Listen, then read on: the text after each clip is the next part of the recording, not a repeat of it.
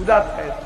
पण लक्षात ठेवा, संभाजी महाराजांचं मरण, संभाजी महाराजांचं बलिदान हो जगाच्या पाठीवरती तयासी तुलना कैसी मेरू मंदार धाकुटे. हो, सूर्याने सुद्धा अचंबित व्हावं इतकं क्रूर मरण, अत्यंत तेजस्वी मरण, अत्यंत देदीप्यमान मरण. कुणासाठी?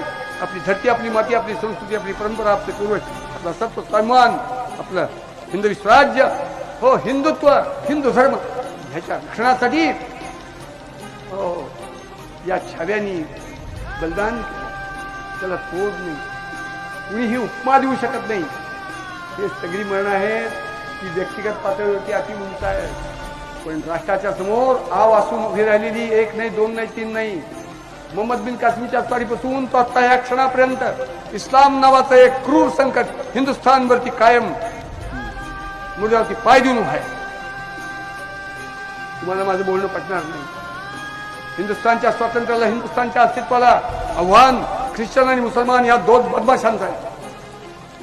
ही संकट पालथी पाडायची असतील तर त्याच्यावरती नान्य पंथा विद्यते अयनाय. सुटकेचा दुसरा मार्ग नाही.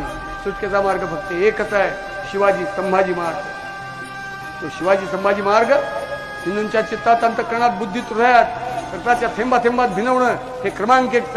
राष्ट्राच्या उत्थानाचं, धर्माच्या रक्षणाचं, लोकशाहीच्या बळकटीचं, भारतमातेच्या पुनर्संस्थापनेचं असं विलक्षण काम आहे.